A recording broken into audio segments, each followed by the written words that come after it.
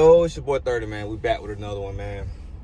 Dropping free picks every single day. Smash the like button for the kid.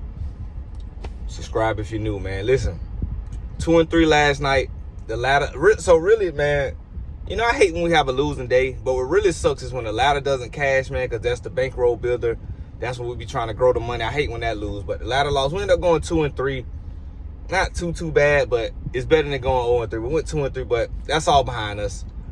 I'm glad we reset the ladder because we only lost 20, but we still up from the other ladder, so we still good in that department. But today, NBA Finals, Game 3. Listen, this is a must-win for both teams, right? I will say, just to say, I heard a lot of people on Indiana today, and Indiana is a tough team to play at home. OKC doesn't always play the best on the road. They're young at times, they're inexperienced at times, it shows, but it's going to be a good game. So I got some picks for that game. I also got to reset the ladder challenge for day one today. And I also got do I got some WNBA? I don't know if I don't think I got no. I think I don't got no WNBA. So I just got baseball and NBA Finals. So man, I appreciate y'all rocking with me. Let's hop right into it. Our first pick of the day, right?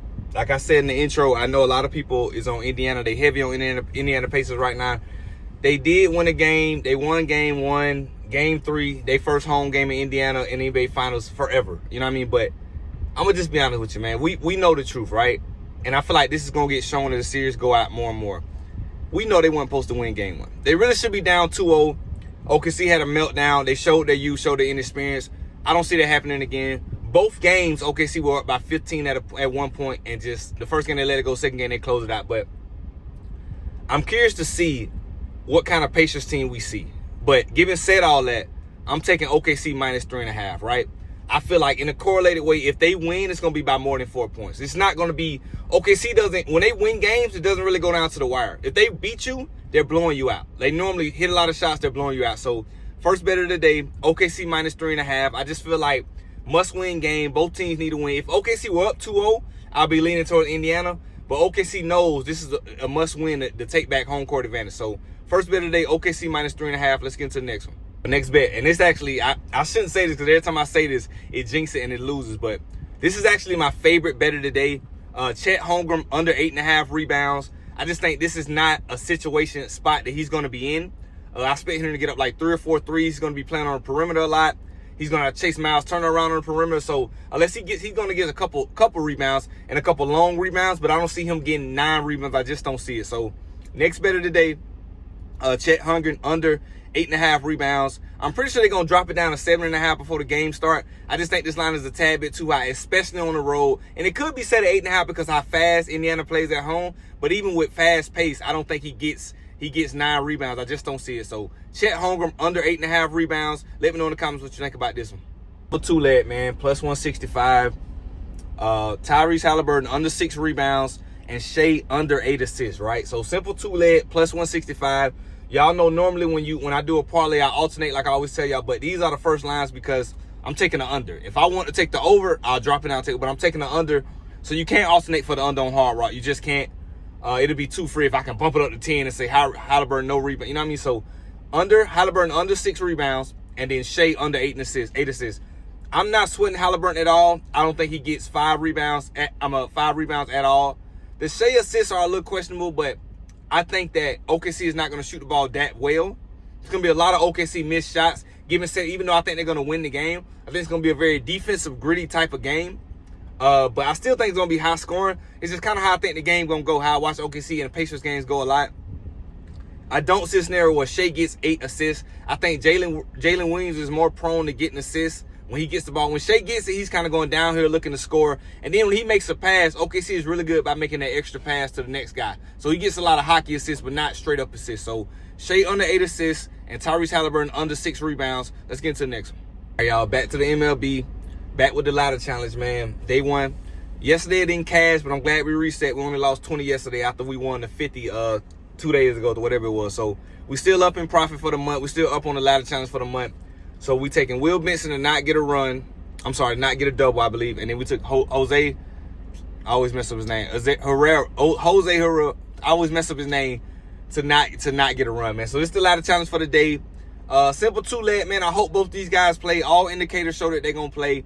Normally I add a third guy lately just in case somebody don't play and they void it out. But we just want to win. We just want to take $20 into $30. day 1, and then day 2, $30 into $45 day 2, and then day 3, $45 into $70. We done it plenty of times before. We can do it again. Great bankroll grower, great money grower, so I love it. So this is the ladder for the day. Let's get into the next one. Only straight bet baseball I got today. Athletics and Angels under 10.5 total runs.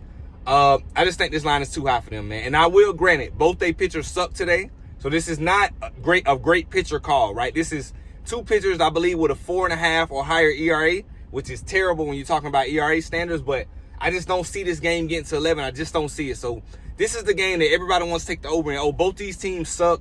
Bad pitching. It's going to be lights out. But me, I see the opposite. Very low-scoring game. See, because if this is what we're thinking. Trash pitchers, but you know what else it is? Trash batters. So we got a bunch of professionals that are boo-boo on both sides. I just don't see a recipe for the over. I just don't see it. So Athletics and Angels under 10.5 total runs. Now watch they go out and score 7 in the first half. Nah, but it ain't going to happen. This is my favorite bet as well with the chat. This is my favorite baseball bet. No, baseball been a little shaky. Shout out Derek. Shout out Derek, but it's going to get better. You know what I mean? We go through peaks, we go through valleys, but I guarantee it's going to get better. I'm not worried at all. And it has to get better because basketball's leaving, hockey's done. Like, it have to be baseball and WNBA for a little while. So we're going to do this, right? Athletics and Angels under 10.5 runs. Let's get into the next one. That's better today, man. Minus 122 odds, simple 2-leg. Cubs plus 3.5, right? And then I think I got the Thunder Pacers over 224, right? So I just, man, given said all that with the Pacers and Thunder game, you know, when you try to take an under, man, when I bumped up and took the under, I would never do that because it's just too stupid to me in this particular spot with these teams. I'll live and die with the over not hitting every single time because you know how it is, man. We got over 224. What if we took under 235, right? And they need 70 points going into the fourth quarter, which is a lot. Even if the first 6 minutes of the fourth quarter don't look like it and they still need 50 points, some way, somehow, they're going to score 45, 50 points in the last 6 minutes because the game's going to slow down. Free throws going to happen. So I'm always going to take the over because unless it's a team like the Spurs and the goddamn Spurs and the Brooklyn Nets, I'm always going to take the over because the way the game go is geared towards scoring. So for me to take an under, I got to really feel some type of way about under. But Cubs plus 3.5 against the Phillies, and then Pacers and Thunder over 224, right? Phillies got the better pitcher today, but I still don't think they're going to win this game. Cubs plus 3.5 is just the best bet. And plus they lost one already in this series. I think Cubs come out here and win this game. So the fact that I can get plus 3.5 is almost like sweat free. So simple 2-leg minus 122, last bet of the day, man. I appreciate all y'all. And let me know in the comments, man, what pick I should put on TikTok. Like, I'm always curious because the one I always put on TikTok normally be the one that kill us and lose, but let me know what pick I should put on TikTok, man. But I appreciate all y'all tuning in. I'm going to catch y'all in the comments in the Discord, man. 30 out.